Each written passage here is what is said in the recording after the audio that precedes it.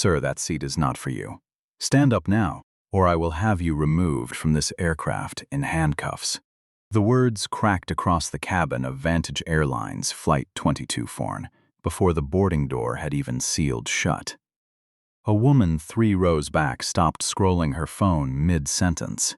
A man folding his suit jacket into the overhead bin froze with one arm still raised.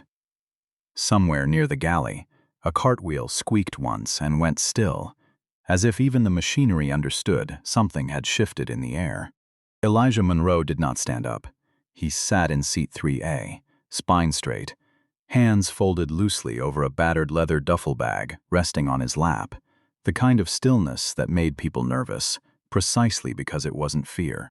Outside the oval window, the tarmac of Charlotte Douglas International shimmered under a sun that had already pushed the morning past 91 degrees, and the light caught the edge of something small pinned to the inside of his jacket collar. Not jewelry, not flashy, just old and quiet and his. Across the aisle, a man in a gray suit slowly lowered his newspaper. 2 rows up, a teenage girl raised her phone just slightly, angling it toward the aisle without looking like she was angling it at all. Brooke Sanders stood over Elijah, arms crossed, the polite boarding smile she'd worn 20 minutes earlier now completely gone, replaced by something tighter, something that had decided things already. "I need to see your boarding pass again," she said. Elijah looked up at her, unhurried. "I already showed it to you at the gate, and again when I sat down." "There seems to be some confusion," she said. And there it was, that word, confusion, soft on the surface and heavy underneath, the kind of word people use when they don't want to say what they actually mean. He reached into his jacket slowly, no sudden movement, and handed her the printed boarding pass a second time. Seat 3A, first class. Paid in full one way, Charlotte to Denver, purchased 11 days earlier for $4,112. She held it longer than she needed to, tilting it toward the cabin light, as if the angle might reveal a forgery hiding underneath the ink. Behind her, a middle-aged man in row 2 leaned into the aisle. "Is there a problem back there?" Not concern. Impatience. Brooke didn't answer him. Her eyes stayed on Elijah. "I'm also going to need to see identification," she said. That was the part that mattered. Not routine. Not policy. Something else entirely. And everyone in that first-class cabin felt it settle into their chests at the exact same moment. "You didn't ask the gentleman in 3C for his ID," Elijah said quietly, nodding toward the man with the newspaper. "Sir, I ask whoever I need to ask when I believe there's an issue," Brooke snapped. "What issue?" Elijah asked. She paused a half-second too long before she found her answer, and when she did, she said it loud enough to carry. "The issue is that this seat may not belong to a man like you." Silence dropped over the cabin like a dead engine. "A man like you." 4 words with the whole weight of 100 years stacked behind them, and everybody heard exactly what she meant. Even the people who would later swear they didn't. Elijah didn't flinch. He set the duffel bag gently onto the empty middle seat beside him and folded his hands again. "My name is printed right there on that ticket," he said. "Names can be printed by anyone," Brooke replied, her smile returning, thin and rehearsed. A few passengers shifted in their seats. Someone cleared a throat. Nobody said a word in his defense, because that was how it worked most of the time. Not loud cruelty, just quiet agreement dressed up as silence. Rewind 18 minutes, back to gate C14, where none of this had started yet, and none of it had to. Elijah had walked down the jet bridge carrying nothing but that scuffed duffel bag and a paperback with a cracked spine, wearing a plain gray t-shirt, faded jeans, and running shoes that had clearly logged real miles. Nothing about him announced anything. That was deliberate, and it had been deliberate for 31 years. He'd learned it from a man who never got the chance to learn it for himself. His father, Walter Monroe, had worked the ramp at this very airline for 22 years, loading bags in the North Carolina heat and the January sleet, memorizing flight numbers the way other men memorized scripture. Walter used to say the sky didn't care who you were, only the ground did. In 1994, after 2 decades of shift work and a spotless record, Walter applied for a promotion to station supervisor. He was told, politely, in a memo that still existed in a file box in Elijah's attic, that the position required someone who better represented the company's image to premium customers. The man who got the job had 11 months of experience. Walter trained him. Walter kept working the ramp for another 9 years after that. He never filed a complaint. He never raised his voice about it. Not once, not even at the dinner table. Because Elijah's mother, Corinne, had 2 younger sisters depending on that paycheck too, and complaints didn't keep lights on. What Walter did instead, every night after his shift, was sit at the kitchen table with a legal pad and teach himself accounting, then logistics, then aviation operations, one library book at a time, because he'd decided that if the sky wouldn't let him up through the front door, he'd build his own door. He died of a heart attack in a break room in 2011, 8 months before the first version of what would eventually become Vantage Airlines scheduling software went live under a different man's name. A system built, in secret, off 40 pages of Walter Monroe's handwritten notes. Elijah was 19 when his father died. He kept one thing from that break room locker: a small tarnished set of wings, the kind ramp employees got after 10 years of service, the metal worn smooth from being turned over and over in Walter's hand during 15-minute breaks. Elijah had it soldered onto a jacket pin years later, and he wore it, always, on the inside of his collar where no one could see it but him. Remember that pin. It comes back. By the time Elijah was 34, he owned 11% of Vantage Airlines, quietly acquired over 9 years through a holding company most people had never heard of, built from the software patent his father's notes had made possible, and a decade of investments nobody watched because nobody was watching him. 6 months ago, the board elected him chairman. He had told exactly 4 people. He flew commercial, in plain clothes, under his own name, because he wanted to know, really know, not from a briefing memo, what his airline felt like from seat 3A when nobody in the cabin had any idea who was sitting in it. Brooke Sanders had been a Vantage flight attendant for 6 years, and for 6 years she had built a reputation among her colleagues as sharp, by the book, and fast to escalate. What nobody wrote in a performance review was the pattern underneath that reputation. 3 prior incidents, never formally logged as complaints, because the passengers involved hadn't wanted the hassle of filing paperwork against an airline they'd have to fly again. An elderly Vietnamese man asked twice for his ticket in 2023. A young black law student pulled aside for a random bag check that wasn't random at all in 2024. Both times, Brooke had believed, completely and sincerely, that she was doing her job correctly. That was the dangerous part. She wasn't cruel for the sake of cruelty. She was certain, and certainty, without self-examination, is its own kind of weapon. Watch the man in 3C with the newspaper. He'll matter later. Back in the cabin, the tension kept climbing. Brooke leaned in closer. "I'm going to ask you one more time, sir. Do you have valid ID confirming that ticket is yours?" Elijah studied her face, not with anger, with something heavier. "You think I don't belong here," he said. It wasn't a question. "I think there's an inconsistency," she replied. Careful words, safe words, the kind that let people avoid saying what they actually meant out loud. Behind them, a phone camera clicked. Elijah heard it. So did Brooke. The moment changed shape instantly. No longer a private disagreement. Now something being recorded, something that would outlive the flight itself.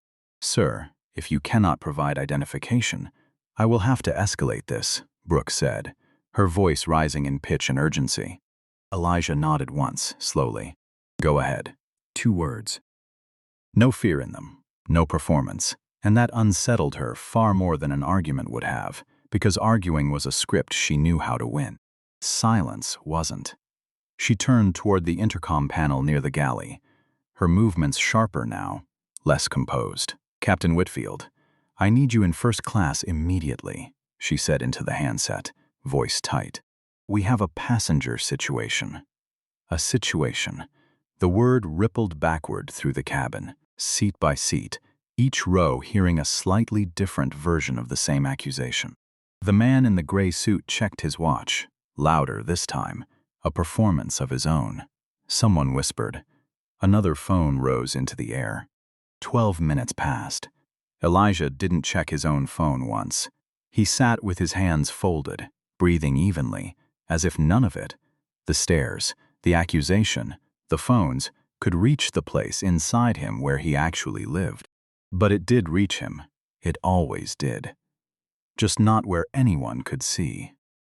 Captain James Whitfield walked into the cabin with the kind of measured authority that had gotten him through 19 years and 4 incident reports.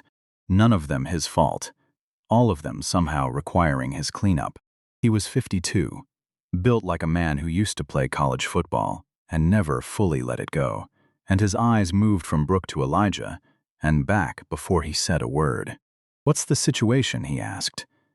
"This passenger has been unable to verify his identity for a first-class seat," Brooke said immediately, "and he's been uncooperative." Elijah almost smiled, not because it was funny, because it was exactly the script he'd expected, word for word, the story already written before anyone had asked him a real question. Whitfield turned to Elijah, studying him the way pilots study weather they don't trust yet. Clean t-shirt, worn shoes, a duffel bag instead of a briefcase. Nothing about him fit what Whitfield had been trained, informally and over years, to expect from row 3. "Sir," he said carefully, "I need you to confirm your identity." "On what basis?" Elijah asked, and the question landed harder than Whitfield expected, because there wasn't a clean answer. And somewhere in that silence, the real question of the whole cabin sat exposed for anyone willing to look at it. Who gets asked, and who doesn't? "I bought this seat," Elijah said, "same as every other person on this plane." No anger in it, just fact. And for one breath, the cabin felt the floor shift slightly under an idea nobody had said aloud yet, that this wasn't a misunderstanding anymore. It was something with a shape and a history, and it was still just getting started. Whitfield exhaled the way a man does when he already senses the shift is bigger than his shift log will admit. "Sir," he said, "we're on a tight connection window, and I need you to cooperate so we can resolve this quickly." Elijah tilted his head. "It already is difficult," he said, and the words carried further than his volume should have allowed. The man with the newspaper lowered it fully now. He wasn't pretending to read anymore. Nobody was pretending anymore. A woman 2 rows back leaned toward her seatmate. "He hasn't even raised his voice," she whispered. "Doesn't matter," the seatmate murmured back. "They wouldn't be doing this for nothing. That's how bias survives.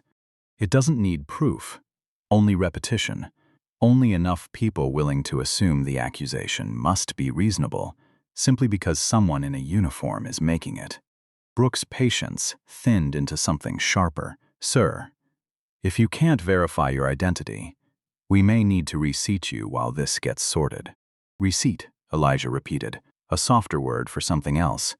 "And where exactly would you reseat me?" "Economy," she said quickly. "Temporarily."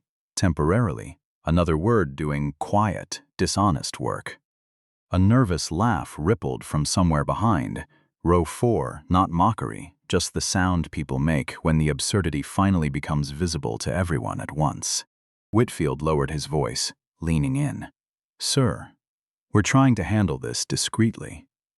"There's nothing discreet about this," Elijah said, and a phone rose higher in the back of the cabin, no longer hiding at all. "You're holding up this flight," Brooke said, sharper now, and there it was, the pivot every witness in that cabin recognized on some level. Blame sliding onto the person with the least power in the room, even when he was the only one who hadn't raised his voice once. Elijah felt something tighten in his chest, old and familiar. Not rage, something with deeper roots than rage.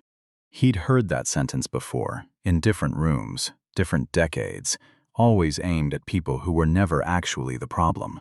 "I do have identification," he said finally, reaching slowly into his jacket. He pulled out a worn black wallet, opened it, paused, and closed it again, without showing anyone what was inside. "Then why aren't you showing it?" Brooke demanded. "Because that isn't the actual issue here," he said.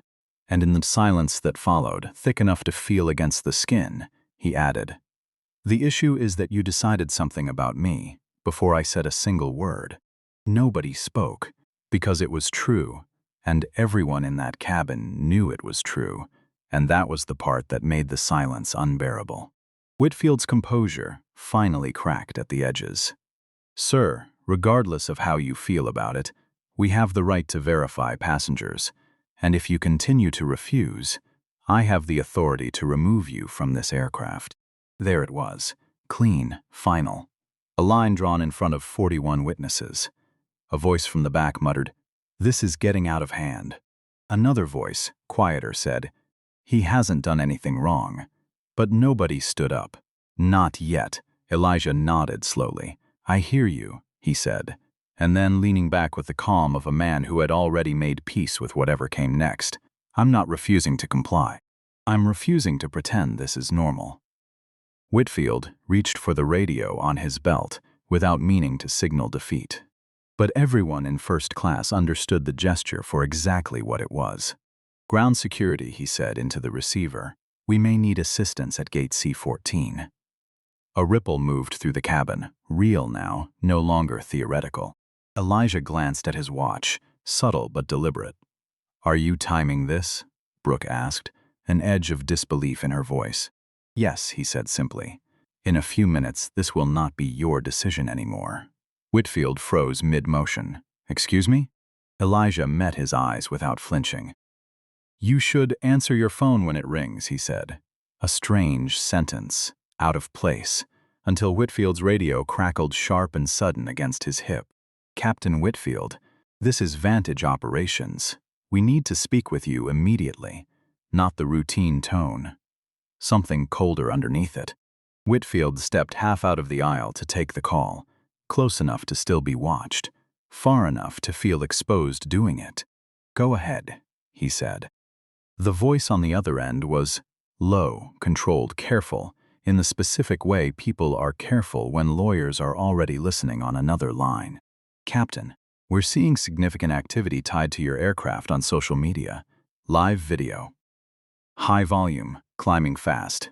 We need a status update now." Whitfield's jaw tightened. Of course they were. He glanced over his shoulder. At least 6 phones were raised in plain view now, nobody bothering to disguise it as texting anymore. "How high is high volume?" Whitfield asked. A pause then, 9,000 and rising. The number hung in the recycled cabin air like smoke that wouldn't clear. Brooke's eyes widened just slightly, hearing a fragment she wasn't meant to hear. "That's ridiculous," she muttered under her breath. It wasn't. 2 rows back, a woman named Maya Lindqvist, 26, a hospitality management graduate student flying home from a conference, phone angled with the practiced steadiness of someone who filmed things for a living on the side, spoke quietly and evenly to an audience she couldn't see but could absolutely feel growing. "You're watching this happen in real time," she said. This man has not raised his voice once. Comments were already flooding faster than she could read them. Whitfield pressed the radio closer to his mouth. "We're handling a passenger verification issue," he said. "Nothing out of control." A longer pause this time, heavier. "Captain, legal is monitoring this. Resolve it quickly, and without further escalation." Legal. That word changed the temperature of everything. Whitfield lowered the radio slowly, and when he turned back, Elijah hadn't moved an inch, still sitting exactly where he'd been the whole time. Like the fixed point, everything else in the cabin was now spinning helplessly around. Brooke stepped closer to Whitfield, voice low. "What did they say?" He didn't answer right away, eyes still on Elijah, and for the first time since the flight had boarded, The situation felt less like an inconvenience and more like a cliff edge nobody had noticed they were standing on. "They want it resolved," he said finally. Brooke's chin lifted, doubling down instead of stepping back. The way people do when backing down feels like admitting the whole foundation was rotten from the start. "Then we remove him," she said. "This has gone too far already." She wasn't looking at Elijah when she said it. She was looking at the door. That was the frozen moment. Nobody moved. The overhead air hissed faintly from the vents. No one coughed. No one whispered. The cart in the galley sat dead, still on its brakes, and even the light through the windows seemed to hold its breath. Because everyone in that cabin understood, in the same instant, that the next 60 seconds would decide what kind of story this became. Elijah leaned forward, slightly, forearms on his knees.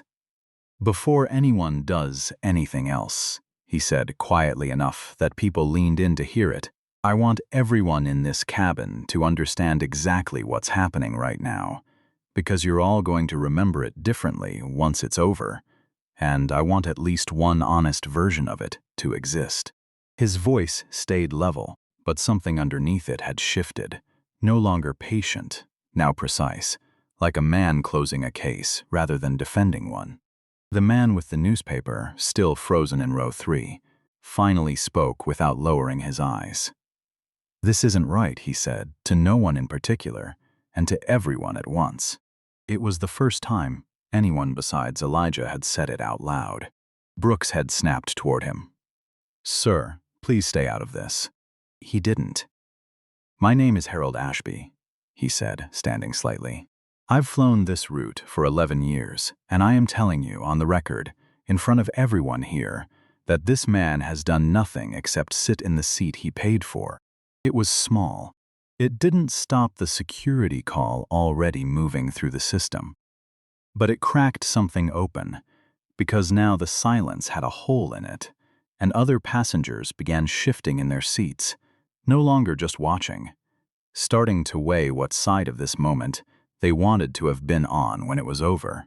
2 Vantage security officers appeared at the front of the cabin, 11 minutes later, moving with brisk efficiency, and behind them, unexpectedly, a third figure, older, sharper, dressed not in uniform, but in a charcoal suit that had never once flown coach. The temperature of the cabin changed again the moment he stepped through the door. Brooke saw him first, and something in her chest dropped because she recognized that look.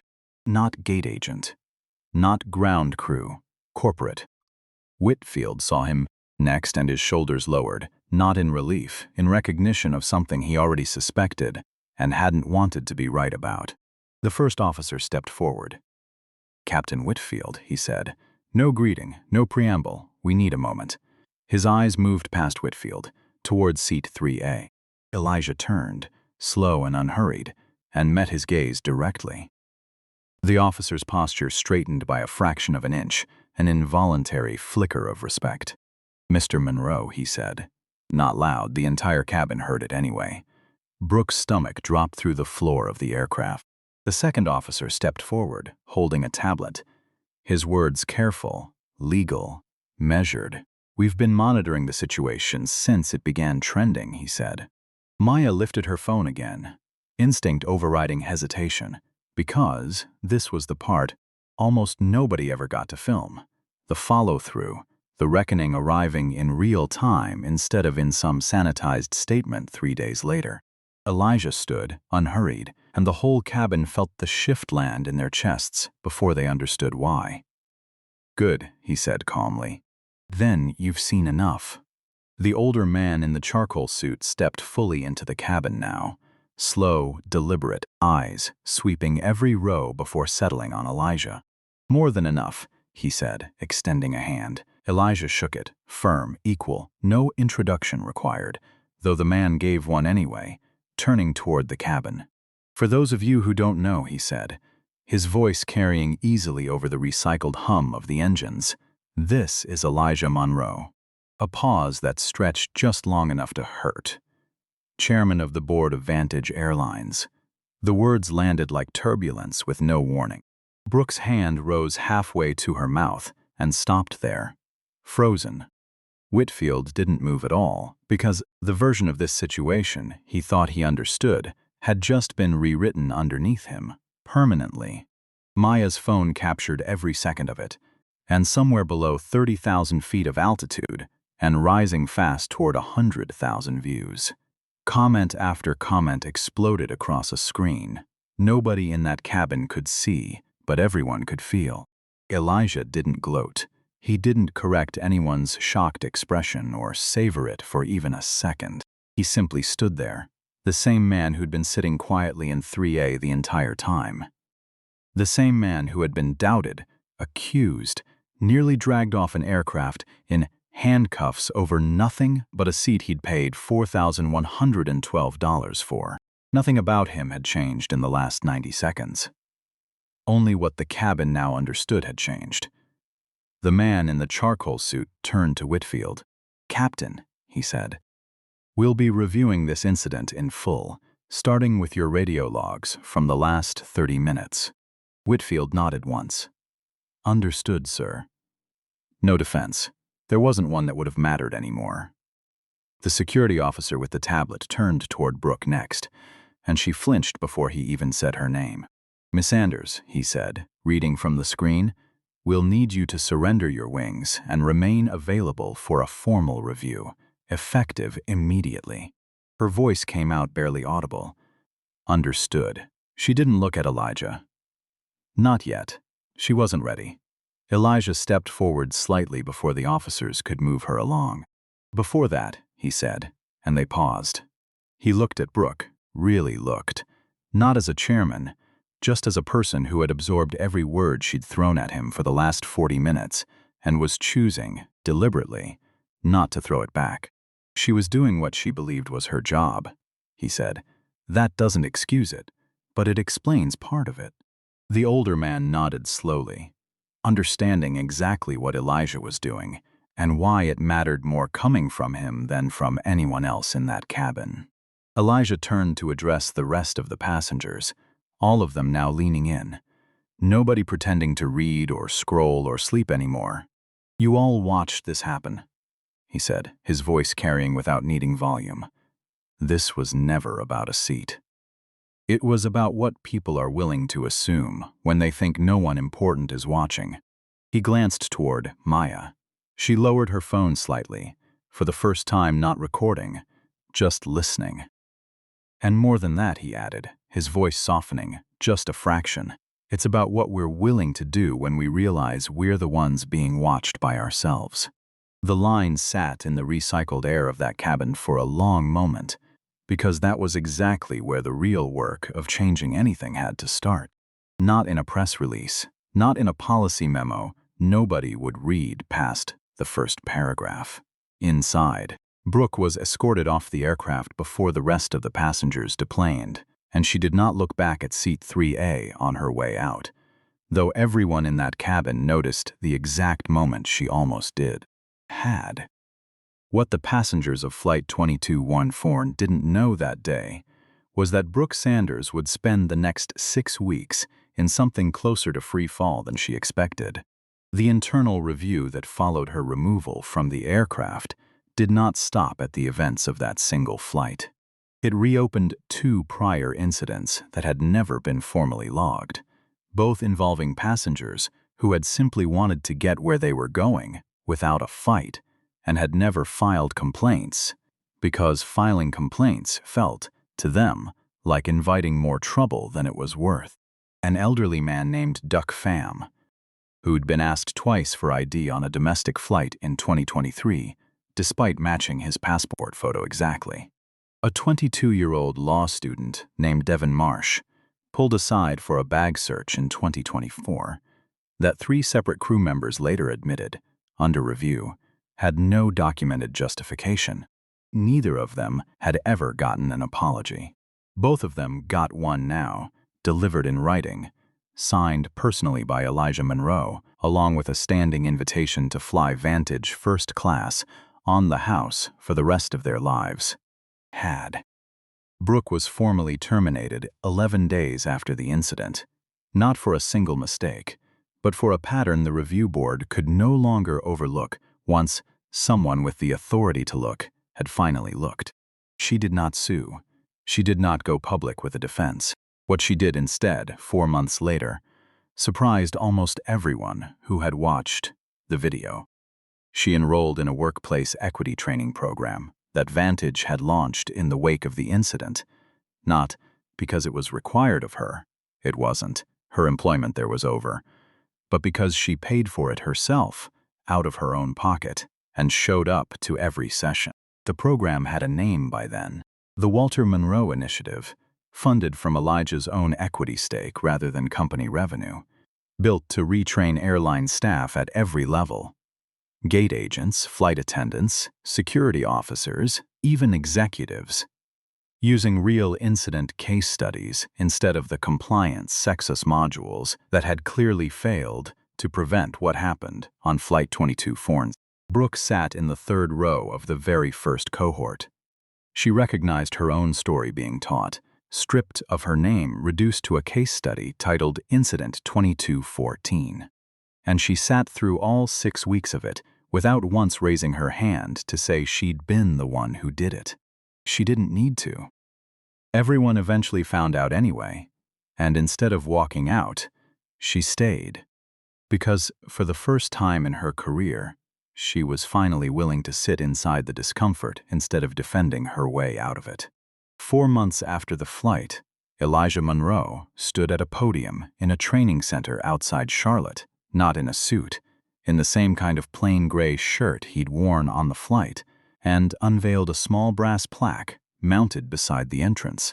It bore a pair of tarnished ramp service wings under glass, 10 years of service, the same pin Walter Monroe had once turned over and over in his hand during 15-minute breaks 40 years earlier. Underneath it, a single line. The sky didn't care who you were. We're making sure the ground does now. Brooke was in the audience that day, seated near the back, not because anyone had invited her specifically, but because she hadn't stopped showing up. After the ceremony, she waited until the crowd thinned, then walked up to Elijah, alone, no cameras this time, no cabin full of witnesses, just the two of them standing near a plaque, with his father's wings behind glass. "I won't forget this," she said, and her voice didn't shake anymore. Elijah studied her for a long moment. "Make sure you don't," he said, "because forgetting is exactly how it starts again." She nodded, and for the first time since that morning at Gate C-14, it actually meant something. Outside, the Carolina heat pressed down as the last of the crowd filtered into the parking lot, ordinary people returning to ordinary afternoons. But something from that room followed them anyway, folded quietly into whatever came next. Another gate, another flight, another moment where someone would have to decide, in half a second, who deserved the benefit of the doubt and who didn't. Elijah stayed behind a while longer, alone in the training room, one hand resting briefly against the glass over his father's wings, before he finally turned toward the door. Somewhere else, on some other flight, in some other city, a version of that exact moment was already beginning again, waiting to see who would speak up this time, and who would stay silent, and what it would cost either way. So maybe the real question was never about what happened on Flight 22 Fear. It's this: the next time you're the one sitting quietly, watching it happen to someone else, what will you actually do differently? If this story reached something in you, not because of how it ended, but because you recognized someone in it, maybe even yourself, take a moment to like it, so it finds the person who needs to hear it today. Share it with someone who could use the reminder that they are not invisible, and leave a comment. Have you ever been in that cabin, and if so, which seat were you sitting in? I read every single one.